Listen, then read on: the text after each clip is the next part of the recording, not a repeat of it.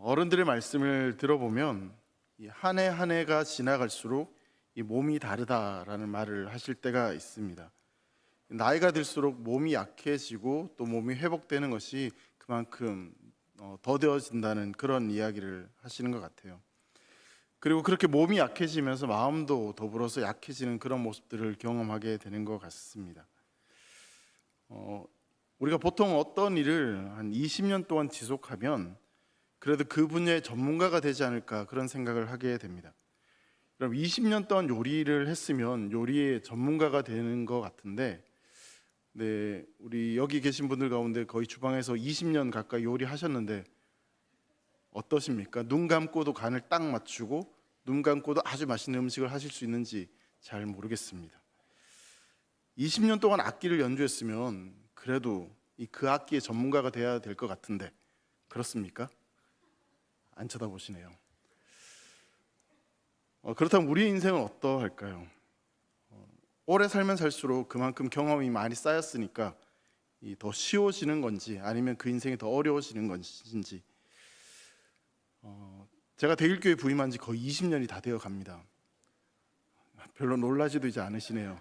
저는 생각할수록 깜짝 놀랄 때가 많습니다. 벌써 그렇게 제가 거의 20년이 다 되어 가는데, 근데 아직도 잘 모르는 게 있고요, 아직도 못하는 게 있는 것 같아요. 20년 동안 했으면 그래 대일교회 다 알아야 되는데 그래도 저는 잘 모르는 것들이 있는 것 같습니다. 안타깝게도 우리 인생은 살아갈수록 더 힘들고 더 어렵고 또 우리 안에 뭔가 부딪히는 일들이 많다는 것을 경험하게 됩니다. 오래 살아온 만큼 경험이 쌓여서 이 삶을 더 잘 풀어가야 될 것 같은데, 근데 현실은 반대인 경우가 훨씬 더 많은 것이죠. 나이가 들수록 해결해야 될 문제는 더 복잡해지고 또 생각하지 못했던 그런 위기를 종종 더 많이 경험하는 것 같습니다. 성도 여러분, 우리 인생은 살아가면 갈수록 내 힘으로 감당하기 어려운 일들이 더 많아지기 때문에 우린 더욱더 하나님의 은혜가 필요한 그런 하나님의 백성인 줄 믿습니다. 여러분, 성화가 무엇일까를 생각해 보면 우린 흔히 이 성화를 거룩해지는 것이다 라고 그렇게 생각을 합니다. 뭐 술, 담배, 오락 이런 것들 안 하고 죄를 안 짓는 것이 이제 성화의 삶이다라고 이야기를 하는데, 물론 그것도 이 성화의 삶에 포함되는 건 맞습니다. 근데 진정한 의미에서 이 성화는 주님을 더욱더 의지하는 것입니다. 성화가 뭐라고요? 주님을 더욱더 의지하는 것. 그러니까 가면 갈수록 내 힘과 내 노력이 아니라 주님을 더 의지하며 살아가는 것이 바로 성화되는 삶이다라고 볼 수 있는 것이죠. 그래서 신앙이 깊어진다는 것은 나의 힘을 점점 더 의지하지 않고 오직 예수님만, 이 성령님만을 의지하는 것입니다. 그런 삶을 살아가시는 대일교회 성도 되시기를 주의 이름으로 축복합니다. 한 가지 좀 더 생각해 보고 싶은 것은요, 여러분, 사람들에게는 누구라 지금보다 더 좋은 사람이 되고 싶어하는 그런 마음들이 있습니다. 지금보다 더 좋은 삶, 더 나은 삶을 살아가기를 원하는 것이죠. 그래서 그런 삶을 살아가기 위해서 어떤 목표를 정하고 또 실천을 하려고 애를 씁니다. 예를 들어서 이 건강한 삶을 살아가기 위해서 이 다이어트를 다짐하고 체중 감량 목표를 세웁니다.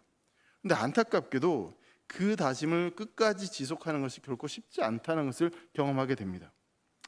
작심삼일이란 말처럼 며칠은 그렇게 잘 이어간다 할지라도 한 달 이상 그 변화를 지속하는 것이 너무나 어렵다라는 것이죠. 지금까지 드린 말씀은 여러분들한테 하는 이야기가 아니라 사실 제 이야기를 하는 겁니다. 뭔가 목표를 세웠는데 그것을 꾸준하게 이루어가는 것이 쉽지 않고 10년, 20년 그렇게 했음에도 불구하고 여전히 어렵고 힘든 일들이 있다는 그런 일들을 종종 경험하게 되는 것이죠. 흔히 시작이 반이다 이런 말을 하는데, 한편으로는 시작은 그저 시작일 뿐이지 갈 길이 멀다 이런 말을 하는 사람들도 있습니다. 둘 다 사실은 맞는 말이겠죠.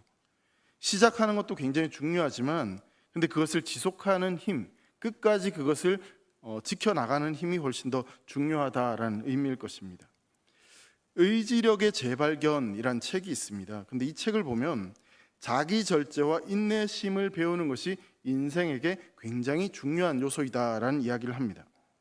그러면서 이 책에서 이 저자가 뭐를 이야기하냐면 의지력을 근력에 비유해서 설명을 하고 있습니다. 여러분, 우리가 근육을 계속 사용하게 되면 이 근육이 피곤함을 느끼게 되는 것처럼 의지력을 계속 사용하게 되면 피곤함을 느끼게 된다라고 이야기합니다. 하루에 사용할 수 있는 근력 또 힘에 제한이 있는 것처럼 하루에 사용할 수 있는 의지력도 제한이 있다라고 소개를 하는 거죠. 그래서 아침에는 이게 내가 목표하는 것들을 이루고자 하는 그런 의지력이 충만해서 그것을 마치 이룰 것처럼 보이지만, 근데 하루 종일 지나다 보면 그 의지력이 다 소진해서 저녁 때가 되면 이 다이어트를 해야 됨에도 불구하고 라면의 유혹을 이기지 못하고 라면을 먹게 되는 그런 일들이 이제 발생하게 된다라는 겁니다. 그러니까 의지력이 다 소진하게 되면 심리적으로, 신체적으로 지쳐서 쉽게 무너지는 그런 경험들을 하게 된다라는 겁니다.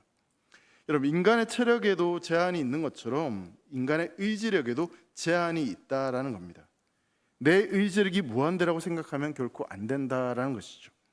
여러분, 쉬운 예를 들어보겠습니다. 여러분, 졸릴 때 그 졸음을 참으실 수 있으십니까? 못 참으시겠습니까? 오늘 지켜보겠습니다. 여러분, 이게 참는 것이 내 의지를 가지고 쉽지 않아요. 그러니까 아침을 생각해보세요. 아침에 졸음을 깨는 거는 그래도 일어나면 그래도 견딜 수 있는데, 이 저녁 시간에, 특히 밥 먹고 점심 시간이 되면 내 의지력만 가지고는 이 졸음을 깨우치는 것이 결코 쉽지 않습니다. 그러니까 우리는 우리의 한계를 인정할 수밖에 없다는 거죠. 내가 할 수 있는 것이 있다라고 생각이 들지만 사실은 너무나 많은 일들이 내 힘과 노력으로는 할 수 없는 그런 일들을 우리 인생 가운데 경험하게 된다라는 사실입니다. 그러하기 때문에 우리 인생 가운데 진정한 변화되기 위해서는 나의 의지력을 뭔가 키우는 것보다는 이 무엇인가를 갈망하는 것, 즉 이 올바른 것을 갈망하고 그것을 붙잡고 살아가는 것이 훨씬 더 중요하다라는 것입니다.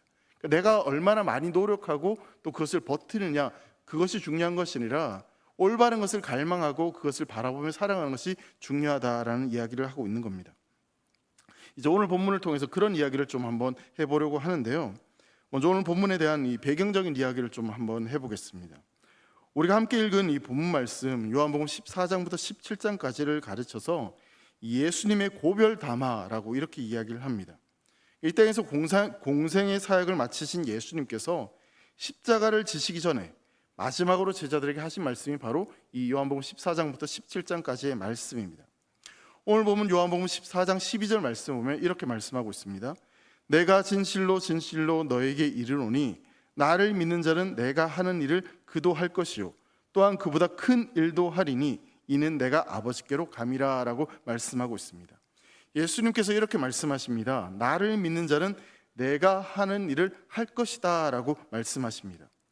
여러분, 예수님께서 이 땅의 공생 기간 동안 어떤 일을 하셨습니까? 예수님께서는 마을을 다니시면서 천국 복음을 전파하시고 가르치시고 연약한 자들을 고치셨습니다. 예수님을 믿는 자는 예수님이 하셨던 이 일을 하게 될 것이다 라고 말씀하십니다. 여러분, 이것은 예수님의 약속이기도 하지만 동시에 명령이기도 합니다. 우리가 예수님의 사명을 감당할 수 있다는 약속과 동시에 또한 그렇게 반드시 해야 된다는 명령을 지금 예수님이 하고 계시는 겁니다. 자, 그런데 여러분, 이 구절 말씀에서요, 그보다 더 큰 일도 할 것이다 라는 말씀이 있습니다. 예수님께서 하신 일보다 더 큰 일을 우리가 하게 될 것이다 라고 그렇게 말씀하고 있는 것이죠. 성도 여러분, 이 말씀을 여러분 곰곰이 한번 생각해 보시기 바랍니다. 이 말씀이 여러분들에게 어떻게 다가오십니까? 앞서 말씀드린 대로 우리는 10년, 20년 이렇게 신앙생활을 했어도 여전히 시험에 넘어지고 연약한 부분들이 있는데, 그리고 내가 결심한 목표를 이루는 의지력이 여전히 부족한데, 근데 예수님께서 지금 뭐라고 말씀하시냐면 너희가 내가 한 일보다 더 큰 일을 하게 될 것이다 라고 말씀하고 계십니다. 우리가 어떻게 예수님보다 더 큰 일을 할 수 있다라고 이렇게 말씀을 하고 계시는 것일까요? 정직하게 여러분 자신을 한번 돌아보시기 바랍니다. 내가 정말 예수님 말씀하신 것처럼 예수님이 하신 그 일보다 더 크고 더 놀라운 일을 과연 할 수 있을 만한 능력이 내 안에 있는지, 정말 예수님의 이 말씀이 진실인지에 대해서 생각해 보자라는 것이죠. 여러분, 예수님께서 행하신 그 기적보다 더 놀라운 기적을 우리가 행할 것이다 라는 이 말씀의 의미가 도대체 무엇일까요? 예수님께서 병든 자를 고치시고 오병이의 기적을 행하고 죽은 자를 살리셨는데 동일하게 우리도 그런 일을 할 수 있을 것이다, 그런 말씀을 지금 하고 계시는 것일까요? 여러분, 이 말씀을 이해하는 데 있어서 핵심은 뭐냐면요, 맨 마지막 문장을 보시면 이런 말씀이 나오고 있죠. 이는 내가 아버지께로 감이라 라고 이렇게 말씀하고 있습니다. 우리가 예수님께서 하신 일보다 더 큰 일을 할 수 있는 이유를 뭐라고 설명하고 있냐면, 예수님께서 아버지께로 돌아가시기 때문에 너희는 더 큰 일을 할 수 있다라고 말씀하고 계십니다. 자, 그렇다면 예수님께서 아버지께로 돌아가신다는 것이 도대체 어떤 의미일까요? 그것은 여러분, 예수님의 죽음과 부활과 승천을 지금 말씀하고 계시는 겁니다. 주님께서 십자가에 죽으시고 사흘 만에 부활하시고 그리고 하늘로 승천하셨습니다. 그렇게 하심을 통해서 우리를 향한 하나님의 구속 사역을 다 완성하셨습니다. 그 일로 말미암아 우리가 구원을 얻게 된 것이죠. 예수님께서 승천하신 이후에 비로소 제자들은 하나님의 구원 계획을 온전히 이해할 수 있었습니다. 인류의 모든 죄를 지시고 예수님께서 십자가의 대속의 죽음을 당하신 그 의미를 비로소 그때야 비로소 알게 되었다라는 것이죠. 뿐만 아니라 예수님의 부활이 마지막 날에 우리 모두의 부활을 예표한다는 것도 비로소 이해하게 되었습니다. 그동안은 예수님을 따라다녔지만, 예수님 말씀하셨지만 흐릿흐릿하게 보였던 그런 모든 일들이 하나님의 구원 계획이 예수님의 부활과 승천을 통해서 완벽하게 드러났고 제자들이 그것을 경험하게 된 것입니다. 그렇기 때문에 제자들은 하나님의 구원에 대한 온전한 이해를 가지고 예수님께서 감당하셨던, 선포하셨던 그런 일보다 더 놀라운 일을, 완전한 구원의 역사를 감당할 수 있다라고 지금 예수님이 말씀하고 있는 것이죠. 여러분, 우리가 잘 알고 있는 이 전래 동화 가운데 콩쥐팥쥐라는 이야기가 있습니다. 이런 콩쥐팥쥐의 이야기의 결말이 어떻게 되는지 혹시 알고 계십니까? 콩쥐가 이 새엄마와 팥쥐의 구박을 견디다 못해 결국 망했다. 아니죠. 어떻게 됩니까? 그 구박을, 온갖 구박을 다 견뎌내고 다른 도움 여러 가지가 있는데 결국은 원님과 결혼해서 행복하게 잘 살았다. 그렇게 해피엔딩으로 이야기가 끝이 납니다. 근데 만약 이 이야기의 결말을 모른 채 딱 중간까지, 그러니까 콩쥐가 새엄마로부터 굉장히 핍박당하고 어려움을 당하고 시달림을 당했다는 거기까지만 딱 글을 보게 되면 이야기는 굉장히 슬프고 안타까운 이야기로 남을 수밖에 없습니다. 그러니까 이야기의 전체를 다 읽고 다 본 사람은 이야기가 무슨 이야기를 하는 것인지를 완전히 이해하게 된다라는 것이죠. 하나님의 구원에 대해서도 마찬가지입니다. 하나님의 구원의 계획과 그 성취하신 그 십자가의 죽음, 승천하신 그 모든 것들을 보고 경험한 제자들은 비로소 하나님의 구원 계획을 온전히 이해할 수 있었고, 그리고 그것을 온전히 담대하게 선포할 수 있었습니다. 예수님의 부활과 승천 이전에는 모든 게 다 희미했습니다. 예수님께서 하나님 나라를 선포하셨는데 이 하나님 나라가 도대체 어떻게 임하는 것인지 제자들은 사실 알 수 없었습니다. 언제 그 나라가 임하는 것인지, 언제 그때인지도 정확하게 알 수 없었습니다. 근데 예수님의 부활과 성령의 강림으로 인해서 이제 제자들은 하나님의 뜻과 구원을 온전히 이해하게 되었습니다. 그렇기 때문에 그들은 더욱더 이제 힘있게 복음을 증거할 수 있게 된 것이죠. 이것이 바로 예수님께서 너희가 나보다 더 큰 일을 할 것이다 라는 말씀의 의미입니다. 성도 여러분, 더 큰 일을 하게 될 것이다 라는 이 말씀은요, 예수님께서 한 번도 하신 적이 없었던 그런 놀라운 기적을 우리가 행할 것이다, 그 이야기를 하는 것이 아닙니다. 이 세상에서 우리가 뭔가 성공적으로 풍성한 그런 삶을, 잘 먹고 잘 사는 삶을 의미하는 것도 결코 아닙니다. 예수님의 부활과 승천으로 완성된 하나님의 구원을 더욱더 확실하게, 분명하게, 담대하게 선포하게 될 것이다 라는 그런 지금 이야기를 하고 계시는 거죠. 더 큰 일이라는 것은 믿는 자들을 통해서 이루실 천국의 확장, 하나님 나라를 선포하는 그 일이 바로 더 큰 일이라는 것입니다. 그러니까 우리를 통해서 예수님께서 더 큰 일을 하게 될 것이다 라고 하신 말씀은 하나님 나라를 선포하고 그 부활의 영광을 온전히 선포하는 그 일이 우리를 통해서 이루어지게 될 것이다 라고 말씀하고 계시는 것이죠. 자, 그런데요, 다시 한번 우리가 좀 진지하게 우리 삶을 돌아보면 예수님께서 맡기신 이 사명을 우리가 감당하는 데 있어서 과연 우리가 이 일을 감당할 만한 자격과 능력이 있느냐라는 질문을 한번 스스로 해보게 됩니다. 우리 스스로 질문을 해보게 된다면 나는 그 능력이 없다. 10년, 20년 해봤지만, 내가 어떤 목표를 정해봤지만, 다짐을 해봤지만 그것을 이루어가는 것이 결코 쉽지 않다는 것을 우리가 경험하게 되는 거죠. 자, 그렇다면 여러분, 예수님께서 하신 이 말씀, 더 큰 일을 감당하기 위해서 우리에게 필요한 것이 무엇이겠습니까? 우리에게는 그 일을 감당하기 위한 능력이 필요하다라는 겁니다.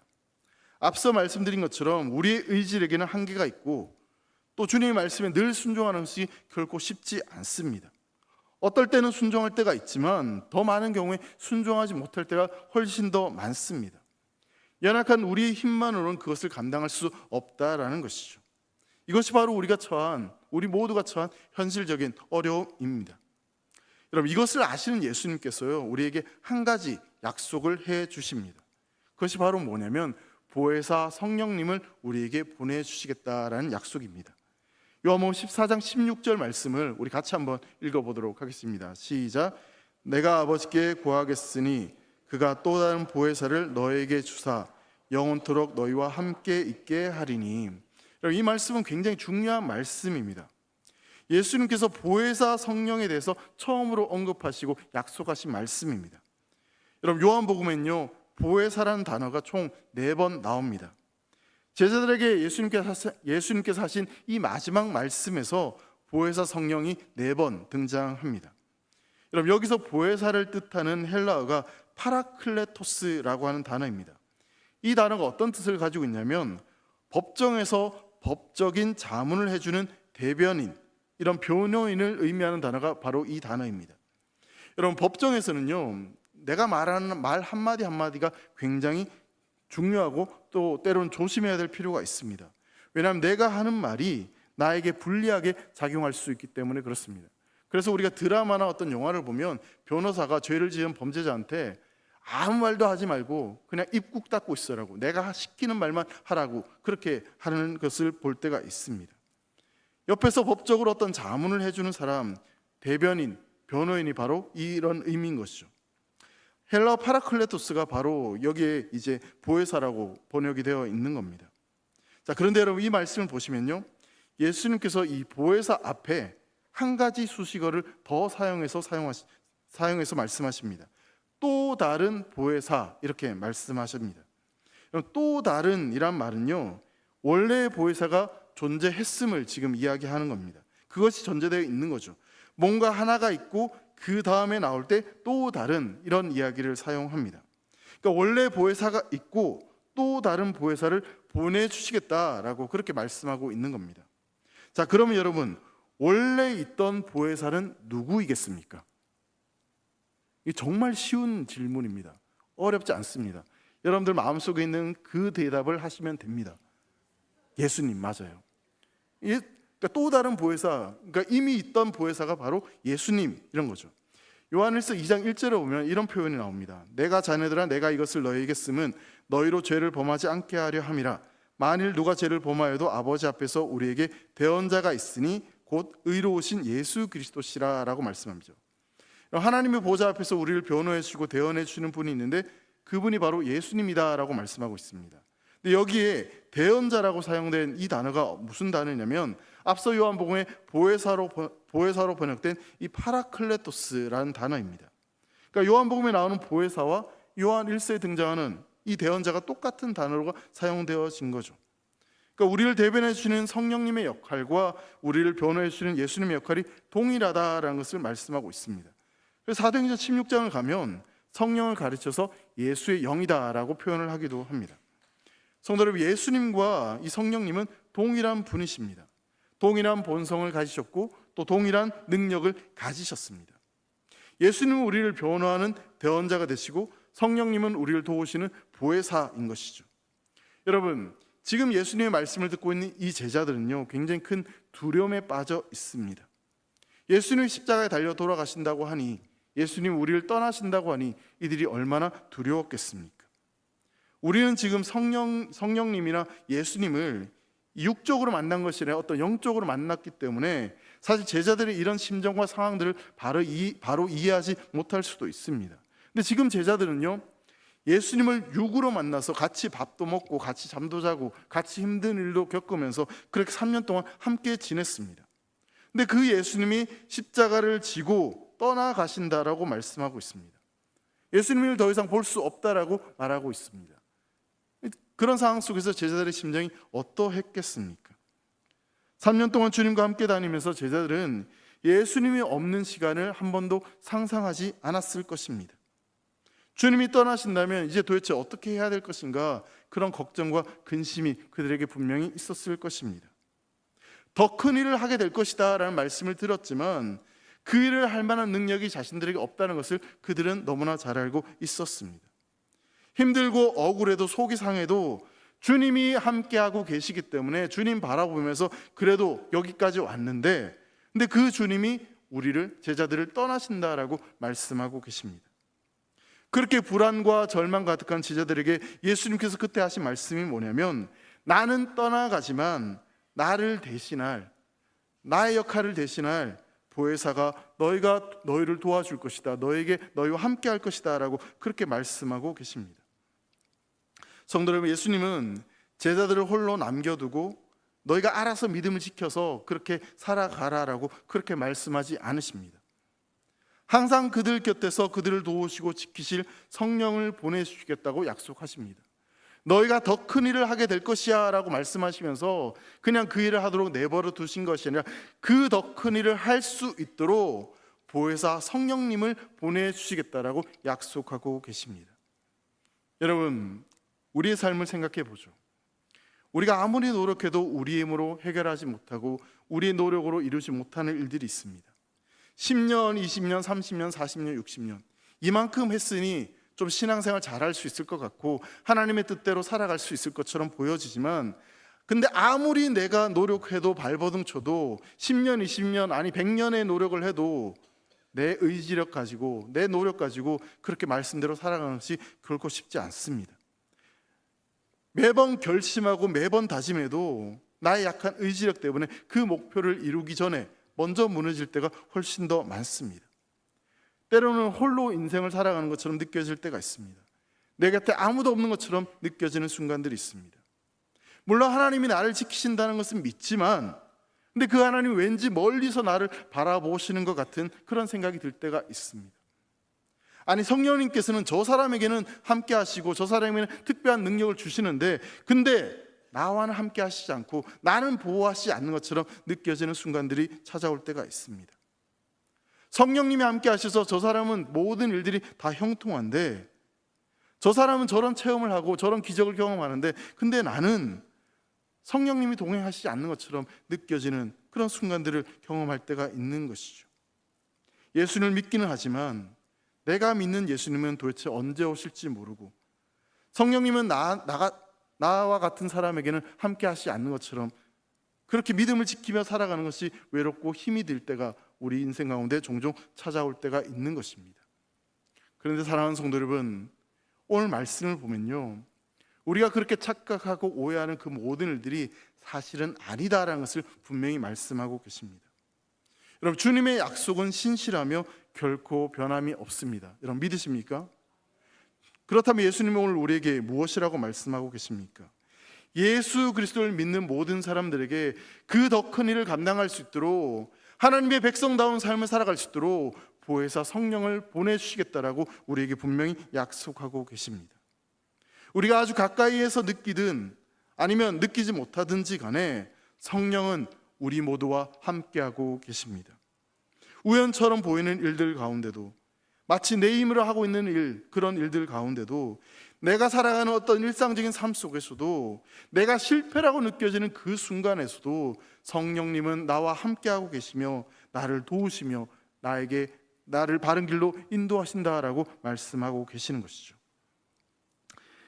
여러분, 제가 지난 2주간 미국 애리조나 호피 단기 선교를 갔다 왔습니다. 굉장히 은혜 가운데 잘 다녀왔습니다. 기도와 사랑으로 섬겨주신 모든 성도님께 정말 감사를 드립니다. 13명의 선교팀원들이 이 선교를 다녀왔는데, 저희가 차 2대로 나누어서 이렇게 다녔습니다. 차로 다닌 거리를 계산해 보니까 200마일을 다녔더라고요. 200마일이 이제 그 한국 키로로 계산을 하면 3,600km 정도를 이제 다녔더라고요. 알고는 못 가는 길이었습니다. 갔다 와서 보니까 그렇더라고요. 길게는 하루에 10시간 정도를 운전해서 그렇게 왔다 갔다 했는데 정말 이게 하나님의 은혜라고 밖에는 말할 수 없는 그런 정말 하나님의 특별한 은혜였습니다. 사실 제가 미국 이 단기 선교를 준비하면서 여러 가지 고민들, 부담되는 일들이 참 많았습니다. 그 중에 하나가 뭐냐면 제가 그래도 저희 교회에서 운전을 좀 한다라고 하는 사람이거든요. 웬만한 장거리는 제가 거의 다 운전을 해가지고 한국의 뭐 해남 뭐 이런 데는 다 웬만하면 다 다녀서 운전하는 것을 그렇게 제가 부담스러워하지 않는데, 근데 미국에서 운전을 하려고 생각해 보니 한 번도 가보지 않은 땅, 낯선 지명, 그리고 말도 통하지 않는 그곳에서 운전을 해야 되는 것이 너무나 좀 두렵고 걱정이 되었습니다. 근데 여러분, 제가 건강하게 지금 돌아오지 않았습니까? 선교 기간 때 아무런 사고 없이 정말 그렇게 안전하게 돌아왔습니다. 제가 운전을 그만큼 잘한다는 것을 자랑하고 싶어서 지금 이야기를 하는 것이 아니라요, 그렇게 안전하게 올 수 있었던 이유가 있었습니다. 물론 이제 하나님의 은혜였습니다. 근데 저희가 이제 차 2대로 이렇게 다녔다라고 말씀을 드렸는데, 제가 길을 헤매지 않고 안전하게 목적지에 오고 갈 수 있었던 이유가 뭐냐면 제가 운전하는 차보다 먼저 운전을 해서 가는 차가 있었습니다. 그러니까 저는 뒤에 차였고 앞에 차, 먼저 가는 차가 있었는데 그 차를 누가 운전했냐면 정재규 목사님이 운전을 했어요. 그러니까 선교팀의 차 2대가 항상 같이 이렇게 움직였는데 앞선 차가 먼저 가고 제가 그 차를 따라갔던 거죠. 저는 목표가 있었습니다. 앞에 가는 차를 무조건 따라가자. 그 차를 놓치면 안 된다. 그래서 무조건 그 차만 바라보고 쫓아갔습니다. 때론 앞서가고 싶은 마음이 있었습니다. 왜 이렇게 천천히 가? 빨리 좀 가지. 답답해 죽겠네. 속도를 내고 싶은 마음이 있었지만 그 차보다 앞서갈 수가 없었습니다. 왜냐하면 저는 길을 모르기 때문에 무조건 따라만 가야 했습니다. 그 차가 갈 때 가고 멈출 때 멈추고 거리가 멀어지지 않도록, 그 차를 놓치지 않도록 끊임없이 그 차만 바라보고 열심히 쫓아갔습니다. 그랬더니 그 차만 열심히 쫓아갔더니 안전한 목적지로 딱딱딱딱 도착할 수 있었습니다. 여러분, 제가 이 이야기를 왜 드리냐면요, 여러분, 우리의 인생은 한 치 앞도 모르는 그런 인생길이지 않습니까? 내가 뭔가 10년, 20년 뭔가를 열심히 노력하고 준비해도 그 일들이 이루어지지 않을 일이 참 많이 있습니다. 내 힘으로 해결하지 못하는, 내가 내 스스로 해결하지 못하는 어떤 목표와 다짐들이 분명히 있습니다. 근데 그걸 자꾸만 내 힘으로, 내 노력으로 내가 애쓰고 내가 하려다 보니 자꾸만 실패하고 넘어지고 어려운 일들이 인생 가운데 경험되어지는 것 아니겠습니까? 여러분, 그렇다면요, 우리가 따라가야 될 분이 누구인지, 그리고 우리 인생에는 언제나 우리보다 앞서 행하시며 우리의 모든 낯선 인생길에서 가장 안전하게 우리를 인도하시는 그 성령님을 바라보며 성령님을 따라갈 수 있는 우리 사랑하는 성도들 되시기를 주의 이름으로 축복합니다. 여러분, 당시 제자들에게 보혜사를 보내주시겠다는 이 예수님의 약속은요, 당장은 제자들에게 큰 위로가 되지 않았을지도 모릅니다. 당장에는 제자들도 이 말이 도대체, 이 약속이 도대체 무엇을 의미하는 것인지 모를 수도 있었습니다. 하지만 결국 그들에게 주어진 더 큰 일을 감당하는 그들의 삶 속에서 예수님께서 하셨던 이 약속의 말씀이 어떻게 성취되고 어떻게 그들에게 경험되어지는 것들을 이들은 분명히 볼 수 있었습니다. 성령님이 함께하고 계신다는 사실이 지금 당장은 내 삶 속에 깊이 느껴지지 않을 수도 있습니다. 하지만 여러분, 우리가 말씀대로 순종하고 하나님께서 맡겨주신 그 일을 감당하기 위해서 애쓰고 수고하며 나아갈 때, 여러분, 그 속에서 우리의 힘으로 하는 것이 아니라 성령께서 우리를 도우시고 우리에게 힘주시는 것들을 우리는 반드시 경험하게 될 줄 믿습니다. 성도 여러분, 우리는 결코 혼자가 아닙니다. 성령님께서 우리와 함께 하십니다. 정말입니다. 확실합니다. 제 말이 아니라 예수님의 약속이기 때문에 그렇습니다.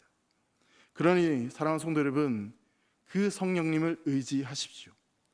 성령님을 갈망하십시오. 여러분들이 힘으로 버티고 노력하려고 하는 것이 아니라 성령님을 바라보십시오. 그분을 따라가십시오. 그러면 여러분들의 인생 가운데 더 크고 놀라운 일이 반드시 이루어질 줄 믿습니다. 여러분, 주님께서는요, 우리를 고아처럼 내버려 두지 않으시려고 보혜사 성령님을 우리에게 보내주시겠다고 약속하고 계십니다. 그런데 왜 구하처럼 살아가려고 하십니까? 왜 혼자인 것처럼 살아가고 계십니까? 왜 혼자 그렇게 아둥바둥하십니까? 성령님이 함께하고 계신데 그 성령님이 나의 간구를 들으시고 나의 아픔을 아시고 그리고 내 삶을 고치시고 회복하기를 원하시는데, 그리고 나를 통해서 더 큰 일을 하기를 원하시는데 왜 그 성령님을 바라보지 못하십니까? 나의 부족한 의지력을 의지하지 말고 우리보다 앞서 행하시는 성령님을 신뢰하며 나아갈 수 있기를 간절히 소망합니다. 그 성령님은 우리의 약함을 도우시고 우리가 가야 될 선한 길로 우리를 이끌어 주십니다. 성령님께서는 우리에게 필요한 힘을 주시고 우리의 발걸음을 가장 안전한 길로 인도하여 주실 줄 믿습니다. 오늘 이 밤 그 성령님의 은혜를 경험하는 복된 시간이 되시기를 주의 이름으로 축원합니다.